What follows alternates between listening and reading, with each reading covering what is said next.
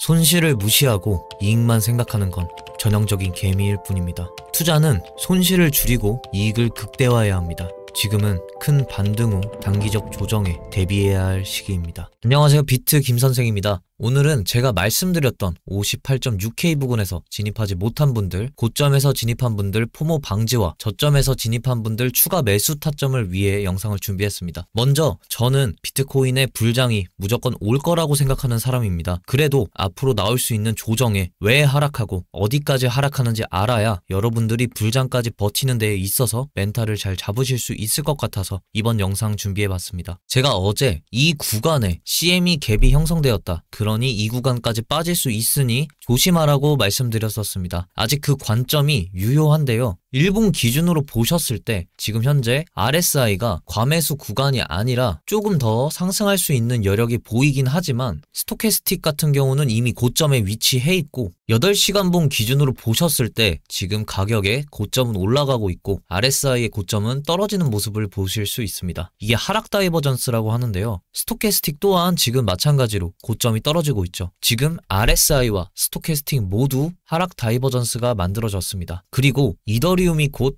ETF 승인 발표입니다. 저는 세력들이 절대 그냥 안 올려줄 것이라고 생각하고 비트코인 ETF도 역시 1월 11일에 승인되고 난 후 고점에서 가격을 20%가량 하락시켰습니다. 안 그래도 지금 CME 갭도 있겠다, 한번 빼기에 딱 좋은 상황이라고 생각하는데요. 상승 캔들 고점과 CME 갭은 마이너스 10% 정도 차이가 납니다. 저 같은 경우에는 고점 기준에서 마이너스 10% 이후에 202평선 지지받고 난 후에 다시 진입할 포지션 잡아볼 예정입니다. 오늘은 간단하게 이더리움 차트도 한번 보겠습니다. 이더리움은 아까 말씀드렸듯이 곧 ETF 승인이 납니다. 그래서 변동성이 좀 심할 것 같아서 완전히 ETF 승인되고 난 후에 제가 다뤄보려고 했는데 진입하신 분들이 많은 것 같아서 한번 짚고 넘어가겠습니다. 비트코인과 보는 관점이 같기 때문에 짧게 정리하겠습니다. 트럼프 총격 사건 이후 강하게 반등 나와주긴 했지만 이더리움 역시 CME 갭이 생겼습니다. 그래서 이더리움 역시 비트코인과 마찬가지로 CME 갭을 완전히 채우고 난 후에 여기 202평선 지지받는 모습을 확인하고 다시 진입 포지션 잡을 예정입니다. 여러분, 저는 어제부터 여러분들께 계속 말했습니다. 지금은 조정이지만 결국엔 불장은 온다고. 저는 최대한 여러분들이 마음 편안하게 불장까지 가시는 걸 도와드리고 싶습니다. 저는 뭐 돈이 많은 것도 아니었고 없는 돈 있는 돈 끌어 모아서 투자하고 전형적인 개미처럼 투자했던 경험이 있기 때문에 여러분들은 그런 마음고생 하지 않으셨으면 해서 이렇게 계속 영상을 올리는 것입니다. 이제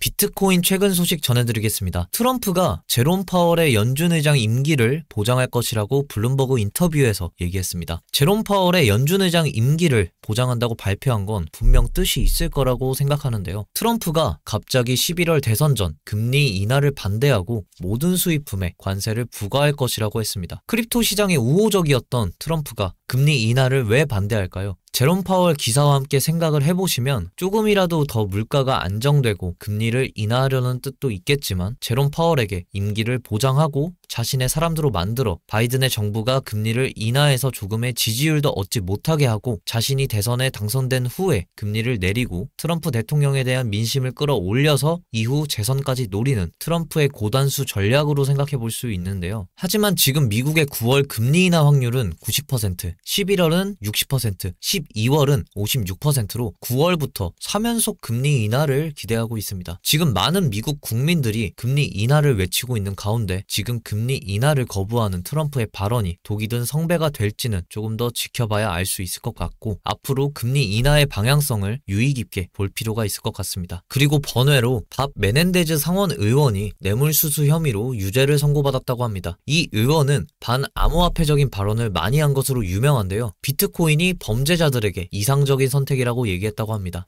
물론 이 사람이 정말 죄를 지어서 들어간 것이 맞겠지만 우리나라 정치도 영화에서 보시면 자신과 반대되는 세력을 뇌물 매겨가지고 보내는 경우도 있잖아요. 만약에 이 사람도 그 경우처럼 크립토 세력과 반대라는 이유로 이렇게 된 거라면 크립토 시장을 지지하는 힘이 얼마나 강한지 생각해 볼 수 있는 글입니다. 지금 현재 ETF 유입도 순조롭습니다. 오늘도 역시 순유입을 해주면서 8거래일 연속 순유입을 기록했습니다. ETF 테이블에는 수치가 아직 기록되지 않았지만 블랙록 역시 오늘 어제보다 2배 많은 25억 달러의 유입을 보여주었다고 합니다. 그리고 불장에 힘을 더해줄 비트코인 ETF 출시에 이어 이더리움 ETF 신청까지 곧 나올 것으로 보이는데요. SEC에서 직접 7월 22일 상품 증권신고서 발효를 예상한다고 얘기했고 발효된다면 23일부터 거래를 시작할 수 있을 것이라고 밝혔습니다. 이더리움 ETF를 시작으로 다른 알트코인들까지 투자 상품 출시 가능성이 열렸다는 매우 고무적인 소식까지 나왔습니다. 블룸버그 ETF 분석가 에릭 발추나스는 솔라나를 대표적으로 다른 알트코인 관련 추가 상품이 나올 것이라고 전망했죠. 실제로 많은 전문가들은 다음 ETF를 솔라나로 예측했고 거기에 힘을 더해 바네크에서 솔라나 현물 ETF 출시를 신청했습니다. 바네크에 뒤처질 수 없는 블랙록 역시 지금 현재 솔라나 ETF 신청을 준비하고 있다고 발표했죠. 솔라나의 ETF 출시를 확신하고 솔라나의 전망을 좋게 보고 있는 캐나다의 암호화폐 투자사 사이버펑크 홀딩스는 솔라나의 보유량을 크게 늘렸습니다. 현재 6만 3천 개의 솔라나를 보유하고 있다고 하는데요. 만약 비트코인, 이더리움에 이어